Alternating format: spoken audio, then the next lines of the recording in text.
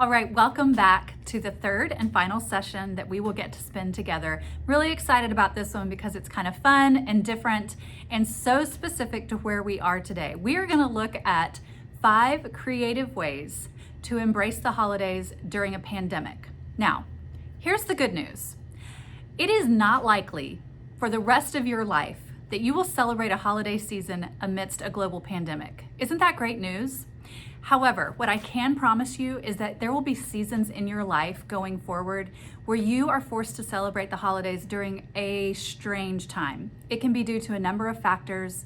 It can be happy, it can be sad, it can be hard, it can be difficult, but there will always be another season outside of the one we're currently in where it's a little bit challenging, where things look a little bit different, and where you have some unexpected roadblocks or life responsibilities that force you to do things a little bit different. So what I want to encourage us with is not just to see this holiday season as, oh, well, this is the one where we were, in a pandemic, so there's just nothing good to come of it. No, this is like training ground for a future holiday when something else unexpected is going to happen either in your life or the life of those you love, and you're going to draw back on this time. And wouldn't it be great if you had a toolbox of ways to celebrate the season in creative ways when things are not the way they always are? So that's my goal with this session. We're going to look at 5 different ways to embrace the holidays during a pandemic or any other challenging season. Let's look at reason number 1. The first way to embrace the holidays during a pandemic is to try things you have always wanted to try. This is the year. This is the time. I know it and you know it, that we all have those little ideas tucked away, or Pinterest board pins, or recipes we've tucked away for like one day or someday. This is someday. The beautiful thing about the stakes being low and things being different is you can try something new that you've always wanted to try. Hear me out. Typically, in the holidays, there are a lot of expectations, particularly centered around traditions, which we just talked about with our tradition audit. This year, things are going to probably look different in some regard. So you know what? Maybe you're not having a big family gathering for that meal that you typically have, and maybe you can try a different main dish or a different side dish than the ones that everyone always expects. This is your year. Try that turkey recipe. Give that Yule log a try. It can be really fun, and the expectations are so loose this year. Embrace something new and try something you've always wanted to try. 2 years ago, I had always wanted to learn to make a Yule log, and they are not easy, and I've only done it the one time, but I did it. It was really spectacular. I think we ate something really simple for dinner because the dessert was so involved, but I tried something new. Probably not going to do it again, but I checked that off my list. Last year for Christmas dinner, I made Cornish hens, which again was something kind of strange. It's different, but I wanted to try it. It turned out to be actually quite simple and delicious. Might repeat that this year. This year, the thing that I'm going to try is I have had this recipe in my recipe binder for peppermint chocolate ice cream sandwiches that just look incredible. But I've always kind of been like, well, not this year. This is my year. This year I'm making the peppermint ice cream sandwiches because I can, and it's going to be okay. And if it doesn't work, goodness gracious, it's okay. Sometimes we fail and we pick up and we keep going. But this year, I want you to embrace something new that you've always wanted to try. Number 2. Focus on what matters and let go of things that don't. It is during times of upheaval and uncertainty that the really important lasting things bubble to the surface. For most of us, that includes connection with those that we love and communicating our feelings and just being with the people that we treasure. This year, more than any other year, I think that is super important. And I think this is a year to really focus on that in the absence of a lot of other typical things. A lot of things are going to be canceled. And in their absence, something beautiful can rise to the surface. What is it that's most important to you about the holidays? Who is it that's most important to you about the holidays? Figure out a way to connect your heart, connect your children's hearts. Come up with ways to emphasize what really matters about the holiday and let go of the things that don't. Those other things, they'll be waiting. You can add them back in anytime.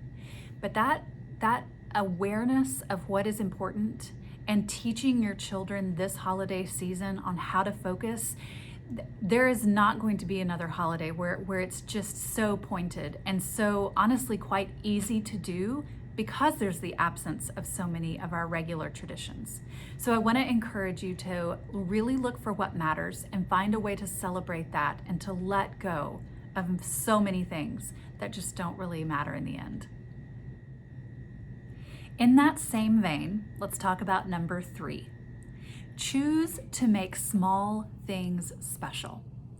It can be really easy during a season where it feels like we are having to make do with less and we can kind of get upset about it, have a little pity party.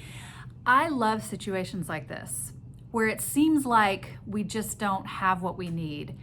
I love to find creative ways to take small moments and make them really big and special.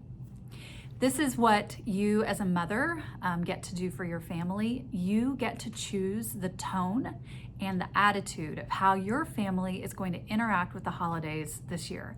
It doesn't mean that you're going to ignore the way you feel about it. There might be sadness, there might be disappointment, and that's very honest and very okay.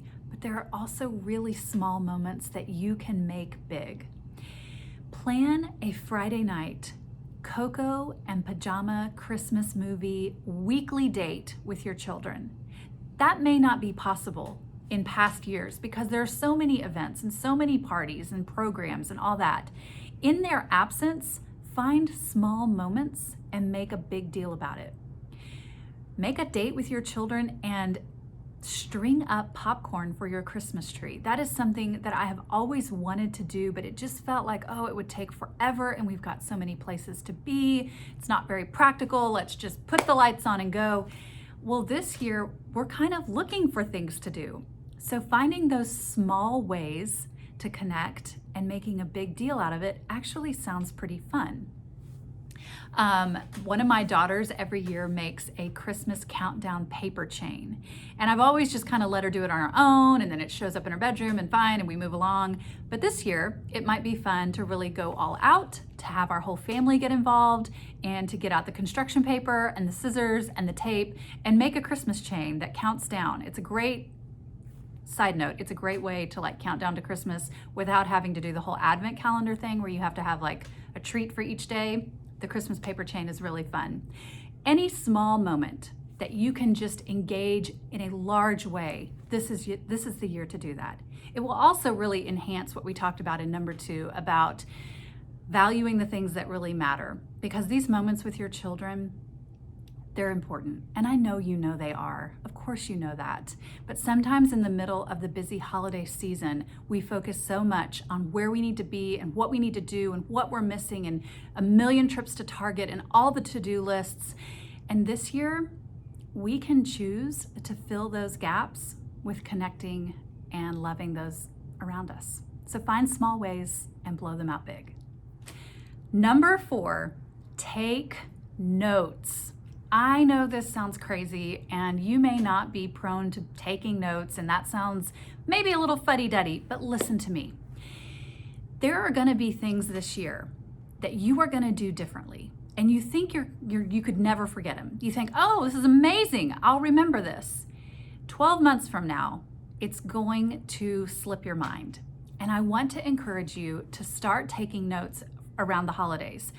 Even after this crazy pandemic holiday, this is an exercise that is it's just good for us to do.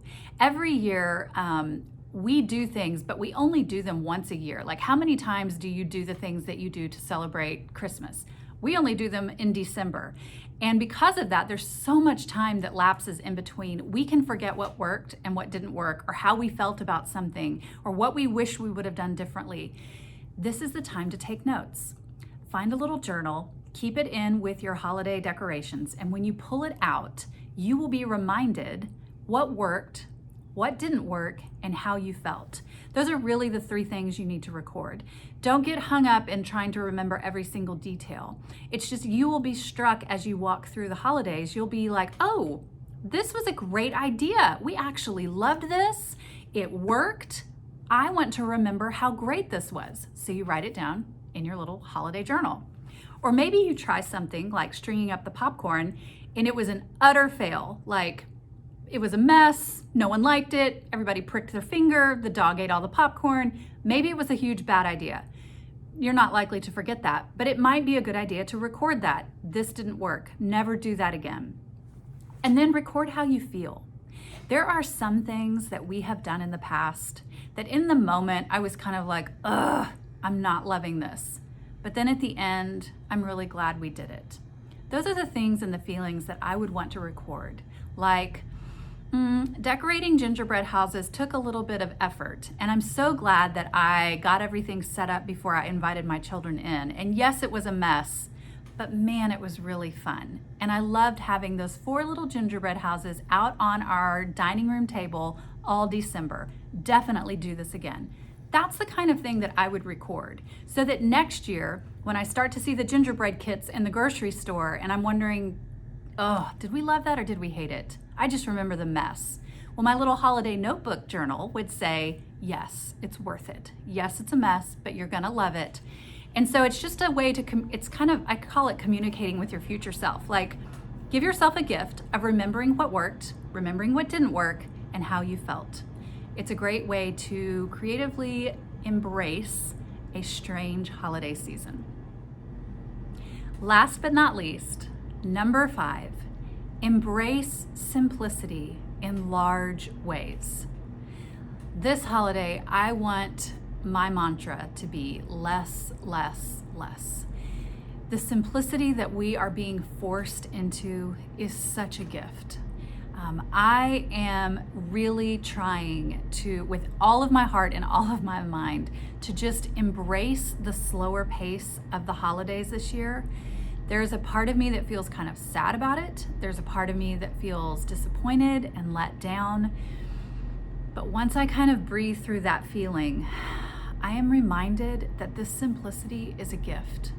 I'm reminded of how addicted I can become to that adrenaline rush of too much going on and needing to get to the next thing.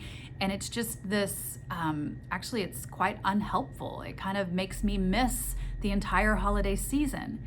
And this year we have all been given a priceless gift of whether we want it or not, it's going to be simpler. I want to encourage us to just embrace that simplicity as the gift that it is and find ways to almost spot it.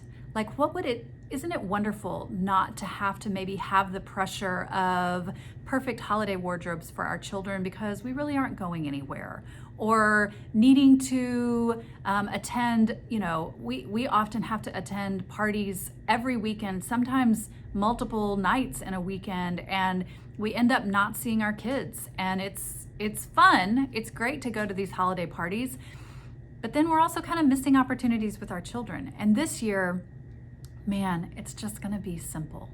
It's going to be slower. It's going to be less. But it doesn't mean that it's going to be lacking in the things that make the holidays really meaningful. So I want to encourage you, above all, to embrace the simplicity, the slower pace, and to use that as a way to turn the tide in your family towards a greater sense of intentionality and the way that you celebrate the holidays this year. I have really enjoyed the time that we have gotten to spend tonight together. Thank you so much for being here, and thank you to Fort Worth Moms for allowing me to be a part of this. It has just been an honor and a delight. I hope that you feel encouraged. I hope that you feel equipped, and I hope that you feel like you're looking at the holiday season through a different lens, one that will bring more space, less stress, and a sweet time of connection with you and those that you love. Thank you for being here. Have a great evening.